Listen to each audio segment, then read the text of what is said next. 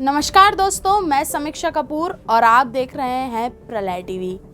चीन की विस्तारवादी नीतियों के जंजाल में न भारत फंसा, न ताइवान, न भूटान और न हांगकांग।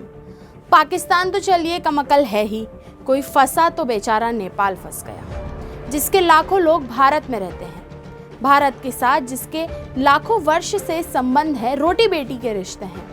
अभी हाल तक नेपाल हिंदू राष्ट्र था। 12 ज्योतिर्लिंगों में से एक पशुपतिनाथ का मंदिर नेपाल में है। भारत में भरी पूरी गोरखा ब्रिगेड हमारी सेना का महत्वपूर्ण अंश है। भारत के महाराजाओं के साथ नेपाली राजशाही के बहुत पुराने और लंबे रिश्ते हैं। सच कहें तो अपनी पुत्रियों के दहेज में राजा जनक ने पूरा नेपाली भूभाग ही महाराजा दशरथ को दे दिया था। हाल तक नेपाल 72 भारत का हिस्सा था। नेपाल का अधिकांश कारोबार राजस्थान से गए मारवाड़ियों के हाथ है। समूचा नेपाल भारत के तीर्थों की यात्रा के लिए वर्ष भर भारत आता है। हजारों भारतीय भी हर साल नेपाल यात्रा पर जाते हैं।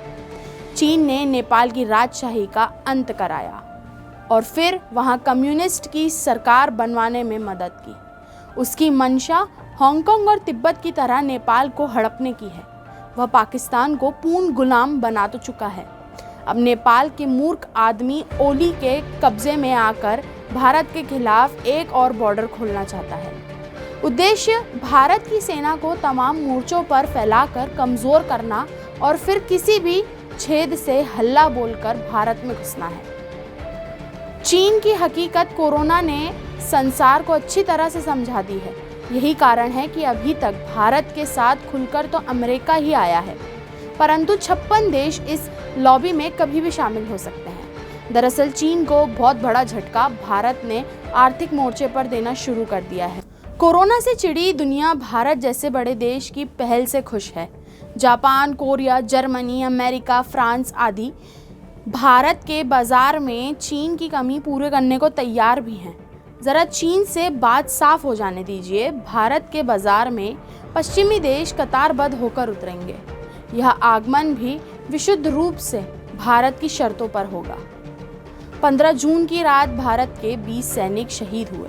उस दिन से भारत चीन को प्रत्येक मोर्चे पर गंभीर चोट देने में जुटा हुआ है। सभी मानते हैं कि चीन अब पाकिस्तान और नेपाल के साथ मिलकर भारत को घेरने की प्लानिंग कर रहा है। आश्चर्य की बात तो यह है कि चीन की शैतान चालों को सैटेलाइट और सेना की आईटी सेल के माध्यम से पल पल देखा जा रहा है। अमेरिका अंतरिक्ष से चीन के बॉर्डर और उसकी कमज़ोर कड़ियों पर निगरानी बनाए हुए है।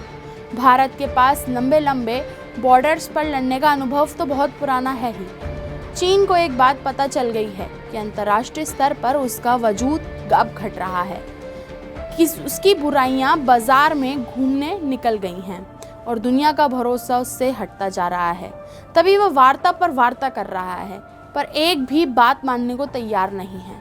जब से भारत की संसद में अमित शाह ने कहा है कि पीओके भी लेंगे, अक्साई चीन भी लेंगे, चीन अब उबल पड़ा है। अपनी सीमाओं में भारत का बॉर्डर तक सड़कों पर जाल फैलाना चीन को पसंद नहीं। वह एक बार फिर से दो हाथ करना चाहता है और भारत को देखिए, यह चीन की गर्दन मरोड़ने और पेट पर लात मारने के लिए पूरी तरीके से तैयार है।